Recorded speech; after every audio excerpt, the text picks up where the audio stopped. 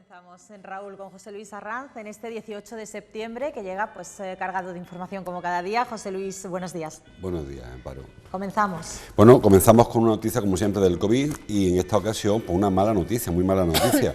Publica ya Cordópolis, una información de hace unos minutos, una nueva cifra muy negativa, un récord absolutísimo. Córdoba estaba andando esta semana en los 100 y pico casos, algún día quedó en 80 y tanto, ayer 130, 160, hoy nos hemos ido a 339 casos en un solo día, una cifra que no se dio nunca, ni la primera parte de la pandemia. José Luis, perdona, nos piden paso del directo que tenemos también preparado, perfecto. Enseguida volvemos a hablar de este tema, pero Perfecto. Tenemos a nuestro compañero Paco Gutiérrez en el punto de directo, donde la actualidad también manda y tenemos declaraciones. En lugar de frenar el COVID, que es de lo que se trata.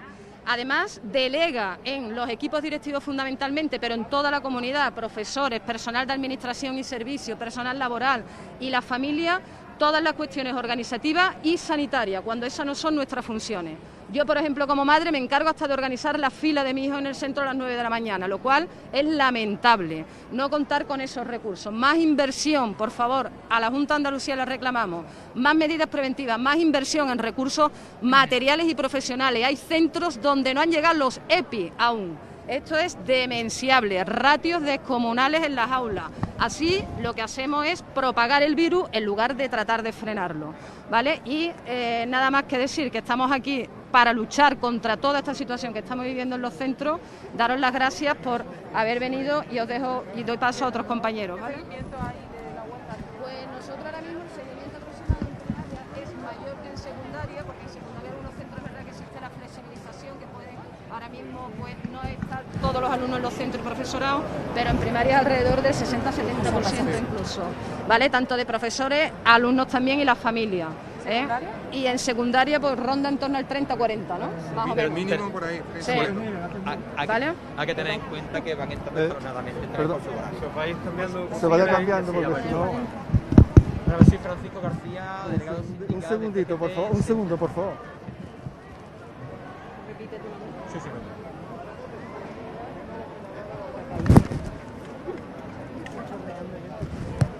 Tengo tres. Bueno, déjame uno. Yo para ayudarte. Soy Francisco García, delegado sindical de CGT Enseñanza Córdoba.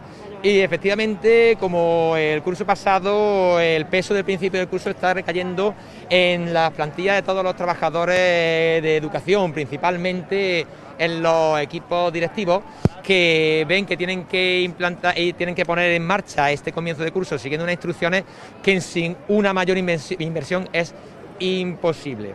Y es que se comienza el curso con las mismas plantillas, ya digo, no solamente funcionarios, también personal laboral, contratado, ¿vale? Todo el personal y las mismas dotaciones económicas prácticamente. Entonces con esto está bastante difícil. Hablan de presencialidad, pero también hablan de la posibilidad de la educación por medios telemáticos y la semipresencialidad, con lo cual nos hace pensar que no hay un espíritu de querer invertir mucho más de la cuenta. Se habla también de la salud, pero no se está consiguiendo en todos los centros ese 1,5 metros que se pide que piden las autoridades sanitarias, ¿de acuerdo? Por otro lado también con respecto al personal, muchos han intentado acoger a los acuerdos y a las circunstancias que en los acuerdos del 8 de mayo y de junio se estipuló, y se le obliga a cierta presencialidad o toda presencialidad en los centros educativos. Eso va totalmente en contra de la ley de prevención de riesgos laborales, la 31/1995 de 8 de noviembre, ¿de acuerdo? Que estipula que si hay un peligro grave, el jefe, no, la persona que encarga, en este caso la Junta de Andalucía, debería retirar a este personal y no obligarles a volver hasta que el peligro hubiera desaparecido. Pero, por supuesto, también tenemos una cuestión, no tenemos sanitarios dentro de los centros educativos. Eso es una demanda que se lleva haciendo hace muchísimo tiempo, y más ahora en época de pandemia. Tenemos que tener en cuenta que estamos en un momento muy grave y sí, muy difícil, y sin embargo lo que se queda es un número de teléfono y cargar a los centros sanitarios con más trabajo, porque además no nos consta que a los centros sanitarios se les haya dotado con más personal para coordinarse con los centros educativos. Por último, denunciar los servicios mínimos para esta huelga, esta jornada de huelga que pensamos que son abusivos. ¿Cómo es posible que no haya unidad sindical en una institución? Pues bueno, unidad sindical. Hemos abierto la convocatoria absolutamente a todos los sindicatos, no se ha quedado nadie, entonces habrá que preguntar a quien no se haya unido. Pero nosotros hemos abierto a absolutamente todo el mundo.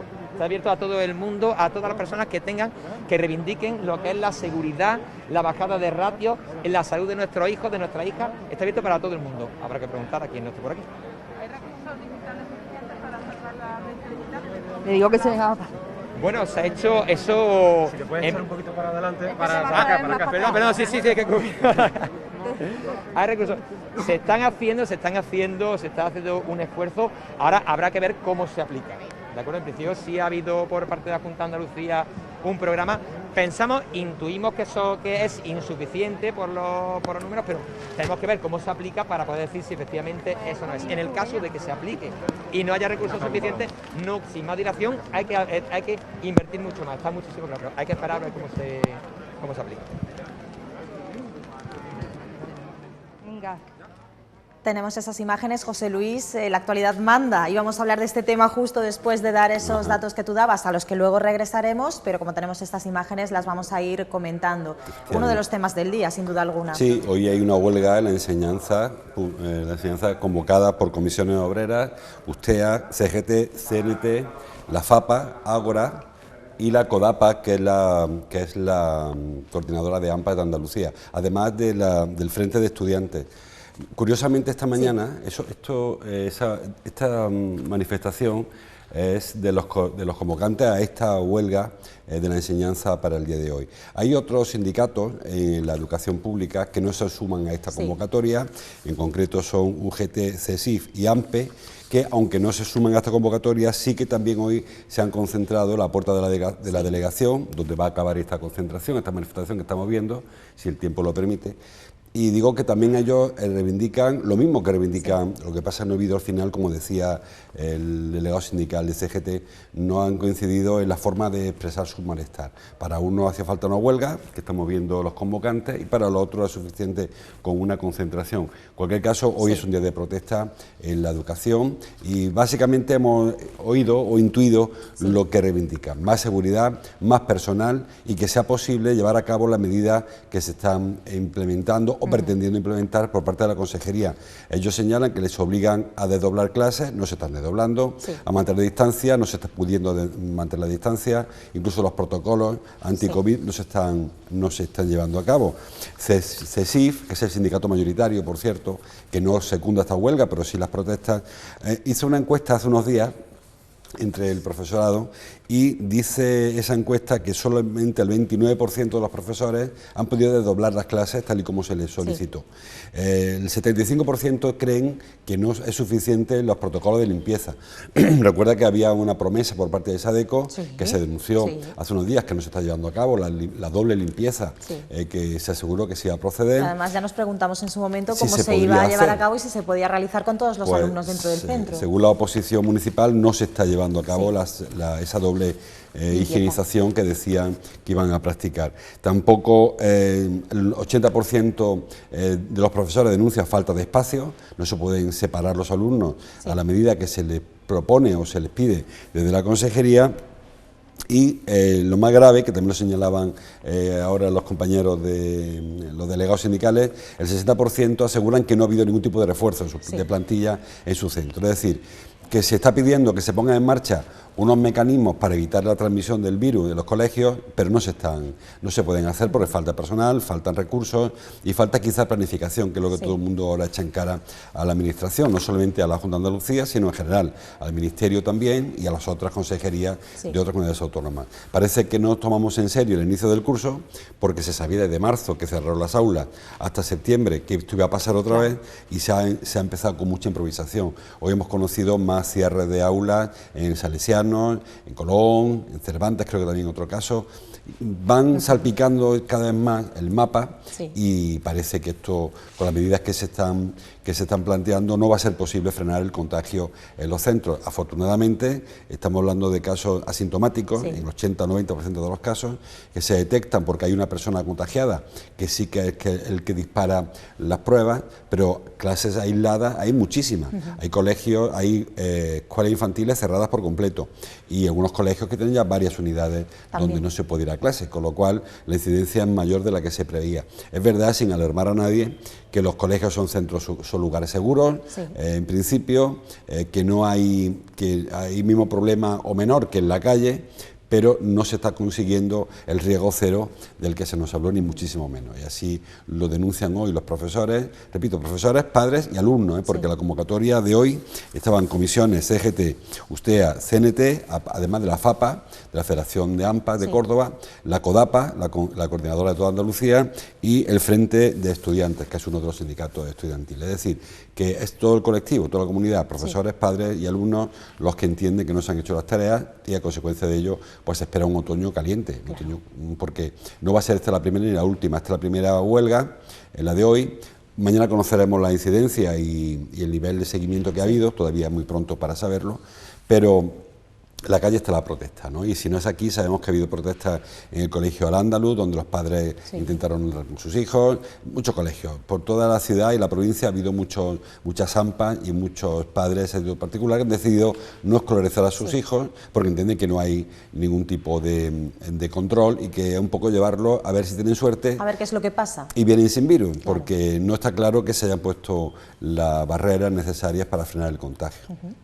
Así que bueno, tenemos día hoy reivindicativo y ayer hubo también en otros sectores, el martes en otros sectores, o sea que parece que los sectores se están movilizando y se están haciendo escuchar. Efectivamente. Esto yo creo que va a ir para largo, José Luis. El tema de la educación nos va a dar todavía... Claro, tenemos camino con esto. Sí, porque, como te digo, lamentablemente no va a frenarse, porque se han ido incorporando poco a poco los alumnos de cada uno de los ciclos y los profesores y abriendo aulas, y a medida que se incorporan hay más contagios. Repito que no es una situación sanitariamente dramática, ni mucho menos, porque son chicos que están aislados en su casa, pero aparte del riesgo sanitario que se produce, está ahora el problema de la conciliación laboral, porque estos chicos aislados tienen que quedarse con alguien, casi siempre, ¿no? Por edad, y los padres no pueden pedir una baja laboral porque porque su hijo esté en la clase donde hay un contagio. Si tuviera el contagio a él, bueno, te la pueden dar más o menos. Otro día puede estar ahí, pero el otro no, el otro no. La solución alternativa, que ha sido siempre llevarlo a casa de los abuelos, no parece que en estas circunstancias sea la óptima. Llevar a un crío que puede ser que tenga un contagio a casa de una persona muy vulnerable. Entonces, claro, ¿ahora qué haces con los críos? Yo decía que hace unos días hablábamos, creo, que en Madrid, la Comunidad de Madrid, se están intentando instaurar la figura de una especie de cuidador para acompañar a la familia, a los niños cuyos padres no puedan ser atendidos. Pero claro, eso puede pasar con 50, 60, 80, pero cuando la cosa se extienda no va a haber capacidad para atender a tantos niños que no pueden ir a clase. Repito que hasta ahora no es una situación dramática, estamos con las cifras controladas, pero las perspectivas que a corto plazo o a medio plazo las cifras se disparen, porque no parece que estemos frenando ni mucho menos la transmisión del virus. No. Así que volvemos exactamente al principio con lo que hablábamos, con esa cifra que la comentábamos en la redacción, que ya es para que uno se plantee cuál es la situación que real supera que tenemos. Incluso a las cifras que nos asustaban de ayer o de antes de ayer de Málaga, porque cada vez que hay una cifra de Málaga con 300 contagios, decimos, qué barbaridad, 300 contagios. Bueno, pues en Córdoba hoy se han notificado 339 contagios, una cifra récord, como digo, récord en cualquier momento de la pandemia, nunca hubo 339 contagios.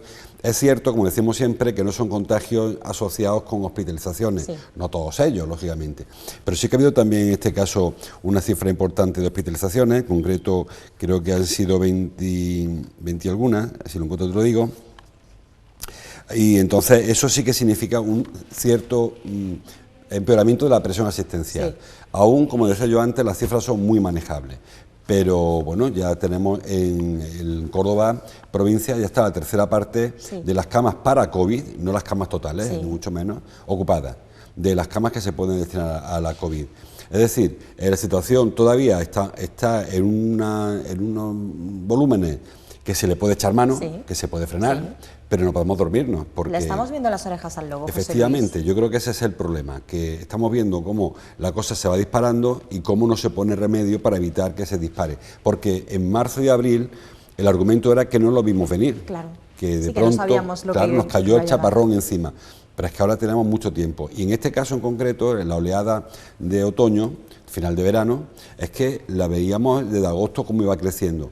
Y lo peor quizás esté por llegar, porque recordemos que a finales de octubre habitualmente es cuando comienza la temporada de la gripe. Sí. Habrá una confusión grave en cuanto a síntomas, porque son los mismos, y habrá una saturación de los centros de salud. Sí. Dicen los profesionales, médicos, enfermeros, médicas y enfermeras, que están menos ahora que el año pasado, probablemente por esta fecha, porque ha habido problemas con las rotaciones, con las sustituciones, y que con menos manos no se puede atender a más gente, con lo cual estamos aún a tiempo de contratar más profesionales que se encarguen de esta labor. Y más cuando ayer fue, creo, cuando anunció la Junta de Andalucía que su objetivo a medio plazo es que el 70% de las consultas de ambulatorio se atiendan por teléfono. Sí. Es decir, que solo el 30% se hagan de manera presencial, que yo creo que para muchos casos es muy poco el 30%. Hay muchas familias que necesitan ir al médico físicamente, que les vea el médico. No basta con que por teléfono te atiendan. Es verdad que para renovar una receta, pues mira, te ahorras la espera y muchas veces hasta bienvenida. Se agradece. Claro, pero en el caso de una patología un poco más grave, hombre, tú quieres que te vea un profesional. Por supuesto. Eso de que yo he llegado al caso de apúntate con el móvil al bulto que te lo vea. Y creo que eso no me parece nada serio, ¿no? Creo que la sanidad está en un punto de inflexión, que hay que invertir en sanidad, que hay que renunciar quizá en este momento a otro gasto y volcar el esfuerzo donde hace más falta, en educación, como hemos visto, y en sanidad. Y a las dos cosas a la vez, porque una de las reivindicaciones que piden los profesionales de la enseñanza ahora es que se instituya la figura del enfermero o enfermera en el colegio. Porque un profesor no sabe qué es una enfermedad. Un profesor verá que el crío tiene fiebre, o que tiene moco, o que tose, pero de ahí aislar una clase. De eso, claro, entonces hace falta que haya al menos una enfermera, un enfermero en el centro. Si hubiera un médico mejor, pero al menos que haya un profesional de la sanidad que pueda atender un caso inicial, ¿no? Creo que aquí nos hemos dormido un poco en general, no es una institución ni otra, creo que son todas. Sí. Y que cuando llega el momento nos hemos encontrado con el problema en lo alto de la mesa, que hay que escolarizar a los críos, y eso está haciendo que se disparen probablemente los casos de COVID y también la residencia, que hemos leído por ahí, no sé en qué periódico, que ha habido. El diario Córdoba, salud eleva a 75 los afectados por el brote de la residencia Orpea. Sí. Son muchísimos, en la residencia hay 100 y pico de residentes y esto se va también multiplicando día a día. Empezaron siendo 4 o 5, luego pasó a 45, nos parecieron muchísimos ya y hoy son 75. Es decir, que parece como que eso no... Eso sí preocupa también y mucho, claro, José porque Luis, sí porque que es una población más vulnerable. Claro, una población muy expuesta, ¿no? Y entonces, lamentablemente hemos visto como los últimos fallecimientos que se están produciendo en Andalucía, casi todos nacen de la residencia de mayores. Porque, bueno, son una población muy vulnerable, una población muy expuesta, una población que además, si no se coge a tiempo, es muy difícil de tratar esta patología, que vimos durante un tiempo cómo se reducía muchísimo la letalidad, cuando se aprendió y se pudo tratar, pero en este caso volvemos a ver cómo no se está tratando. La información que publica Cordópolis... ¿Y cómo podemos llegar a ese punto, José Luis, me pregunto yo? Cuando sabemos ya cuáles son las medidas que hay que tomar, ¿cómo de repente nos podemos encontrar un brote así de grande en una residencia? Yo creo que el problema ha sido que no se han identificado los brotes, porque los brotes actuales muchos de ellos son asintomáticos. Y aparecen cuando hay una persona que presenta síntomas. Cuando alguien presenta síntomas, se le hace la prueba a todo su colectivo cercano. Y te encuentras con que de pronto del colectivo que estaba a tu alrededor, pues aparecen 70 casos. Afortunadamente de los 70 casos hay 65, hablo de memoria, hablo en un suponer, ¿no? Que son asintomáticos. Pero bueno, son asintomáticos hoy, que mañana pueden desarrollar síntomas, con el problema que significa desarrollar síntomas con ese perfil, ¿no? Personas mayores, con patologías, personas, muchos de ellos dependientes, que no pueden, con movilidad reducida, es decir, que se van sumando factores que agravan muchísimo la enfermedad. Yo creo que los números que estamos viendo ahora son consecuencia de que se hacen mucho más PCR ahora, que en marzo o abril. De hecho, ya hay quien reconoce en la administración que los números de marzo-abril eran mentiras. eran números muy reducidos con respecto a lo que realmente estaba pasando en la calle. Claro. O sea, en vez de reconocer que ahora es muy grave, lo que se dice es que fue mucho más grave lo de marzo-abril, pero no nos enteramos. Pero que no se dio a conocer. Efectivamente. Pero no se ven siquiera ellos, porque no se hicieron pruebas. Claro. O sea, que ahora la situación es la mitad que en marzo-abril, pero con los números que en marzo-abril habrían triplicado los que hubo de verdad en marzo-abril. En cualquier caso, la situación de ahora mismo de la población en Andalucía, en España, en Córdoba, es preocupante. No digo grave porque insisto en que la población, la capacidad asistencial no está ni mucho menos saturada, ni mucho menos. De hecho, los profesionales aseguran que hay más problemas de trabajadores que de espacio. Sí. Espacio hay, trabajadores hay muchísimos. En el desempleo, por cierto, creo que mucho más fácil sería sacar del desempleo con contratos temporales a personas para reforzar las plantillas y atender a personas que van llegando a los servicios de salud. Y repito, el problema hoy está en que el primer frente que se abrió, que se planteó, fue el del ambulatorio y no está siendo un frente. Decía ayer Susana Díaz, la antigua presidenta, que Salud Responde no responde. Y es cierto, nosotros hemos comentado también esto en varias ocasiones, que no hay manera de contactar con tu médico. Y entonces, si ese es el freno, ¿qué ocurre? Que como esto no se ponga a pie en pared, de aquí unos días estaremos con la urgencia saturada. Sí. Porque esos casos que hoy son asintomáticos, cuando den síntomas, si el médico no me atiende, mira, urgencia. Porque lógicamente cuando se requiere la asistencia de un médico, pues vas al médico. Claro. Eso, ahí no va a haber barrera que te pare, ¿no? Así que yo creo que o se toma en serio por parte de la Consejería de Salud la necesidad de ampliar plantilla y reforzar las actuales plantillas, o esto se va a desbocar. Sí. O la cifra, yo espero que sea anecdótica la de hoy. Digo anecdótica, que mañana vuelva... Sí, que bajemos otra vez. Exactamente, que haya habido un rebrote por lo que sea, porque haya problemas de notificaciones, y que volvamos a las cifras habituales nuestras. Pero 330, es decir, un récord absoluto. Creo que en Andalucía pocas provincias han dado nunca 339 casos en un solo día. Así que yo entiendo que será consecuencia de una mala notificación y que pasado mañana o mañana vuelva a las cifras a las normales, a las habituales. Ojalá fuera cero. Cero está claro que no va a ser, pero cifras normales de 60, 70, 80 personas, que en la provincia no son tantos. En la capital venían saliendo 30, 40 casos diarios y el 80% asintomáticos, con lo cual, bueno, la situación dentro de la preocupación pues no era grave. Ahora, esta cifra sí que no aporta otro elemento para la preocupación. 2 fallecidos, uno en Belalcázar y otro en Santa Eufemia. Santa Eufemia me consta que es de la residencia, el de Belalcázar no lo sé. También anunciaba hoy el Ayuntamiento de Cabra un fallecido también en Cabra, que no está notificado hoy, se notificará mañana. Hay un pequeño lío con esto. De hecho, ha habido una respuesta de la Consejería al alcalde de Belalcázar, porque hace unos días publicó a través de Facebook su malestar porque él tenía en su domicilio un fallecido y no aparecía ninguna cifra, porque estaban ocultando datos. Y le explican que las notificaciones se producen no tan automáticamente como se pretendería, sino que hace falta pues, que los epidemiólogos comprueben, que las altas se testen, y entonces los datos que conocemos hoy quizás no sean de ayer, quizás sean de hace 4 o 5 días. El margen que se da, aunque se notifican en las últimas 24 horas, pero igual son datos de hace más tiempo, ¿no? Así que por eso digo que ojalá la curva vuelva a una línea más horizontal o menos vertical de la que nos por lo menos que no vaya subiendo, José Luis. Claro. Aunque en cualquier caso, hay quien asegura también que haya muchos contagios asintomáticos no es tan grave, porque eso va creando cierta inmunidad de rebaño. Bueno, mejor no tenerlos. Mejor no tenerlos, exactamente. Porque es cierto que si estén, al menos que sean asintomáticos y que no carguen la presión asistencial, que es el temor de las autoridades, que es el temor de la población. Que llegue un día en el que vaya al hospital y diga, no cabe, te quedas en tu casa, que es lo que ocurrió lamentablemente la primera oleada en Madrid, ocurrió en Rioja, ocurrió en Cataluña, ¿no? Que es donde fue el problema, donde falleció tantas personas. En Córdoba no ha ocurrido nunca. Nunca ha habido saturación en los hospitales y ahora estamos en la tercera parte de la ocupación a pesar del rebrote de esta oleada. O sea que dentro de lo malo, creo que... Nos vamos a quedar con ese trocito de esperanza, con la parte tranquilidad. Positiva. Bueno, seguimos, tenemos un par de minutos, muy rápidamente.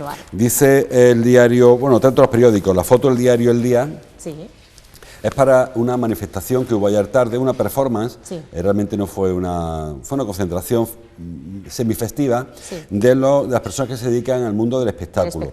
Pero no la parte del artisteo, que también, pero sino sobre todo a las empresas que viven del espectáculo, es decir, productores musicales, técnicos de sonido, técnicos de iluminación, en fin, todo lo que hay en torno. El diario El Día con foto de Lolo Agredano, pues muestra esa performance con estos trabajadores con esos racks tan característicos que vemos siempre junto a los conciertos, y denuncian que fueron los primeros en parar, que se temen que sean los últimos en incorporarse y reivindican que se recuperen las agendas festivas.